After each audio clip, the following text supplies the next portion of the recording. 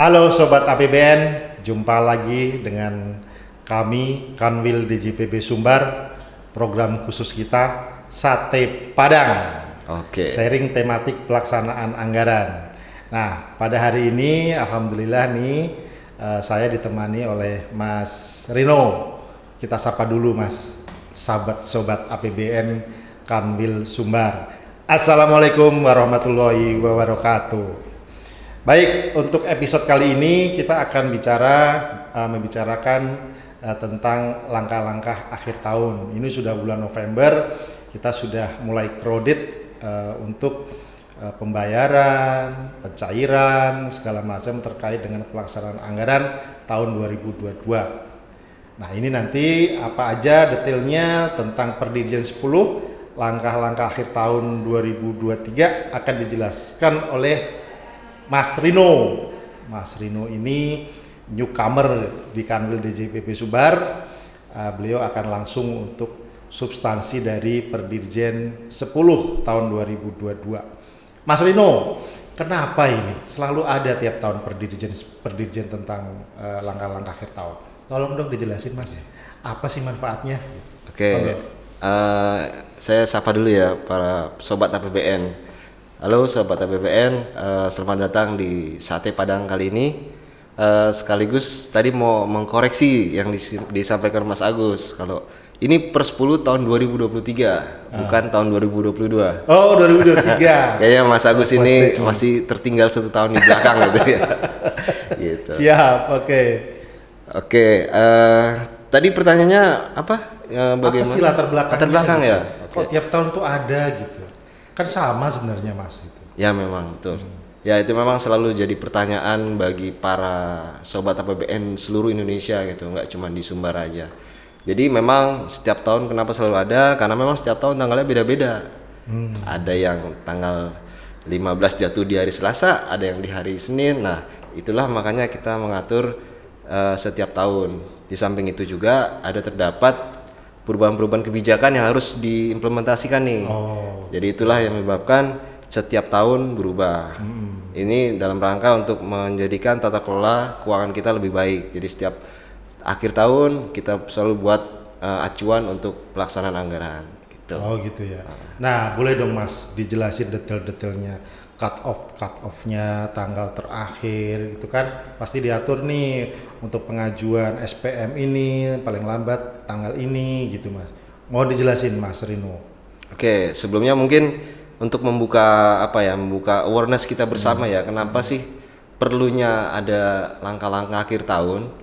Jadi langkah-langkah akhir tahun itu diperlukan Mas Agus untuk memastikan bahwa belanja kita itu bisa dilakukan. Jadi jangan sampai kita ada rencana belanja tapi nggak ada uangnya gitu. Iya. Nah itulah yang diperlukan, makanya ada langkah-langkah akhir tahun dari sisi penerimaan maupun dari sisi pengeluaran untuk belanja. Nah kenapa seperti itu? Tadi saya sampaikan jangan sampai kurang, jangan sampai kita ngutang yang sebenarnya kita nggak perlu ngutang. Misalnya penerimaan yang harus diterima di bulan depan kita udah tahu berapa, terus kita bisa merencanakan belanja kita. Oke. Kalau meleset kita harus ngutang nih. Padahal sebenarnya penerimaan itu bisa kita terima di 1 hari setelahnya. Nah makanya ini perlu ada sinkronisasi antara kita semua sebagai pengelola PBN, Bapak Ibu Sobat APBN juga. Jadi kami dari sisi penerimaan dari pajak, bea cukai dan DJA maupun DJKN itu selalu merencanakan penerimaan yang akan masuk dan Bapak Ibu merencanakan pengeluaran yang akan Bapak Ibu keluarkan supaya nanti sinkron, kita nggak perlu ngutang lagi. Iya, biar tidak terjadi mismatch yang terlalu besar gitu ya Mas. Iya itu intinya sih. Makanya lah diatur itu penerimaannya gimana, pengeluarannya gimana gitu Mas ya. Nah, gimana nih Mas Rino? Biar sobat-sobat APBN ini bisa tahu nih kapan dia harus ke KPPN, SPM-nya disampaikan ke KPPN tanggal berapa, ya kan GU-nya harus masuk tanggal berapa. Nah, mohon dijelasin nih Mas Rino tanggal-tanggalnya biar nggak ada yang aduh saya terlambat nih Pak gitu. Jangan ada kayak gitu lagi gitu Mas Rino. Iya. Mas Rino. Baik Mas Agus. Jadi pertama mungkin tentang ini ya. Kalau kita mau melakukan pengeluaran kan pasti ada yang namanya kontrak ya. Kita bicara kontrak dulu lah. Jadi pada saat kita mau melaksanakan pengeluaran APBN, kita berkontrak dulu dengan pihak ketiga. Nah, kontraknya itu ketika dilaksanakan di akhir tahun, itu tetap disampaikan 5 hari kerja setelah tanda tangan kontrak. Ya. Tapi pada saat tanggal 14 sampai 18 Desember, itu kontrak itu harus disampaikan tanggal 20 Desember. 20 Desember. Jadi Paling lambat. Paling lambat. Dan tanggal 19 sampai 21 Desember kontrak itu harus dilaporkan tanggal 21 Desember. Oke. Jadi semakin mendekati akhir tahun itu semakin sempit waktunya. Iya, semakin ketat. Ya. Itu semakin sempit. Nah, itu nanti detail-detailnya Bapak Ibu bisa baca di dalam per 10 maupun nanti di di flyer-flyer yang akan dikeluarkan oleh Kanwil Sumbar. Lalu untuk penyampaian SPMLS kontraktual, nah kita kan udah masuk bulan November Mas ya. Mungkin ini kan berawal dari bulan Oktober nih. Kita langsung aja ke bulan November ya. Langsung ya. Jadi di bulan November ini untuk SPMLS kontraktual dengan BAST atau BAPP dari tanggal 1 sampai 15 November disampaikan ke KPPN paling lambat tanggal 22 November. Lalu tanggal 16 sampai 30 November disampaikan tanggal 5 Desember. Nah, ini perlu dicatat ya. 1 sampai 7 Desember disampaikan 13 Desember. 8 sampai 14 Desember kontraknya SPM-nya itu disampaikan paling lambat tanggal 18 Desember. Lalu 15 sampai 20 Desember disampaikan paling lambat tanggal 21 Desember. Itu. Dan itu batas bagi Bapak Ibu sobat APBN. Tapi kami juga punya standar, tenang aja Bapak Ibu. Jadi sampai masuk itu kami juga ada standar norma waktunya. Jadi semakin akhir tahun, semakin mendekati tutup tahun itu semakin ketat waktunya. Jadi Bapak Ibu ketat, kami juga ketat gitu. Iya, namanya juga langkah-langkah akhir. Iya. Nah, yang ini perlu juga Bapak Ibu sobat APBN perhatikan bahwa pengajuan permohonan TUP ketika nanti Bapak Ibu ingin mengajukan TUP itu yang tunai ya, TUP tunai itu disampaikan paling lambat tanggal 5 Desember 2023. Lampiran seperti biasa dengan menyampaikan rincian rencana penggunaan lalu surat pernyataan dari KPA. Itu seperti biasa sih. Seperti biasa. Gitu. Lalu persetujuan TUP diselesaikan oleh KPPN paling lambat tanggal 6 Desember. Jadi kita juga punya batas waktu nih untuk memberikan persetujuan untuk TUP-nya. Gitu. Lalu pada saat belanja kita kan punya namanya KKP Mas ya. Kartu kredit pemerintah. Kartu kredit pemerintah. Nah, itu juga diatur pada saat akhir tahun bahwa penggunaan KKP itu dibatasi tanggal 15 Desember. 15 Desember ya. Jangan lebih dari itu ya, Mas. Dan lebih dari itu. Baik, sobat-sobat APBN itu sekilas dari tanggal-tanggal yang ada di Perdirjen 10. Nah, biasanya Mas Rino, kalau kami ya pengalaman tips juga buat pengelola keuangan sobat-sobat APBN, itu kita cetak ya tanggal-tanggal penting itu, terus kita tempel nih di meja kita, di dinding kita gitu. Jadi setiap saat bisa kita lihat gitu Mas Rino. Jadi besok nih paling lambat nih gitu. Jangan sampai gitu. Seminggu lagi paling lambat. Nah, kita sudah prepare. Biasanya gitu. Jangan sampai kelewat ya sobat APBN. Nah, baik, lanjut lagi Mas Rino. Ya, apalagi nih? Nah, ini juga penting Mas Rino terkait dengan belanja pegawai, ya kan? Belanja pegawai baik itu bulan Desember nanti atau nanti bulan Januari. Biasanya itu kan ada ini masalah perut nih Mas Rino, perut nih kan. Sama juga honor sama teman-teman PNPM. Nah, itu regulasinya gimana Mas? Apa di Perdirjen 10 ini yang diatur di situ? Bisa dijelasin Mas? Baik. Sama sih seperti tahun-tahun sebelumnya. Ada tanggal-tanggal yang harus kita perhatikan untuk uang makan dan uang lembur di bulan Desember yang melalui mekanisme UP atau TUP tunai itu SPM paling lambat diterima tanggal 7 Desember 2023.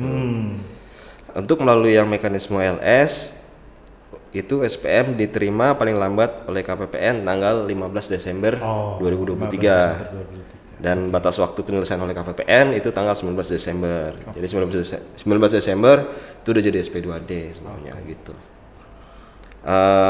Seperti tahun lalu juga bahwa pembayaran uang makan tanggal 1 sampai dengan tanggal 14 Desember itu yang menggunakan SPMLS itu dituliskan frasa pembayaran uang makan lembur tanggal 1 sampai 14 Desember. Setelah itu gimana? Dibayar nggak? Bisa dibayar. Bisa menggunakan DIPA tahun anggaran berikutnya gitu. Seperti tahun lalu juga kan ya. Pakai DIPA tahun 2024. Tapi kan sayang ya kalau kita pakai DIPA tahun depan. Jadi kalau bisa memang kita pakai DIPA tahun ini dengan menggunakan mekanisme UP dan TP. Ya. Jadi bisa mix ya Mas ya. Bisa, jadi ya, fleksibel nih Bapak Ibu mau pilih yang mana silahkan gitu. Bisa. Yang kira-kira akan fit dengan apa yang terjadi kondisi dengan satker Bapak Ibu semuanya gitu. Ya, bisa disesuaikan aja tergantung kondisi ya. Lalu ini ya untuk gaji yang setiap bulan kita terima itu SPM-nya disampaikan paling lambat tanggal 6 Desember 2023. Dan diberikan kesempatan untuk KPPN menyelesaikan sampai dengan SP2D tanggal 27 Desember. Itu pun juga untuk penghasilan PPNPN bulan Januari. Jangan sampai telat ya Mas, kasihan ya. Kasihan kalau ini masalah perut soalnya Bapak Ibu ya. Kita jaga agar kita teman-teman PPNPM tetap mendapatkan haknya sesuai dengan jadwal yang ada. Jadi walaupun ada di akhir tahun gitu ya, jangan sampai itu menghambat hak mereka, hak kita untuk tidak menerima penghasilan. Kira-kira gitu ya Mas Rino ya. Nah Mas Rino tadi tanggal-tanggal pentingnya sudah disampaikan. Paling lambat tanggal berapa, baik itu kontrak, SPM, UP, lembur, gaji, dan untuk PPNPM juga. Nah ada nggak nih Mas Rino quote atau pesan gitu buat sobat-sobat APBN untuk menghadapi akhir tahun ini Mas Rino? Apa yang harus disiapkan oleh sobat-sobat APBN kita Mas, biar ya akhir tahun ini kita smooth gitu ya, di satkernya berjalan baik, di KPPN juga berjalan baik, di Kanwil juga berjalan baik. Kita ada batas revisi juga di Kanwil ya Mas Rino ya? Ya, batas revisi ada. 30 November. Bapak Ibu, Sobat APBN, jangan lupa batas revisi di Kanwil DJPP Sumbar 30 November.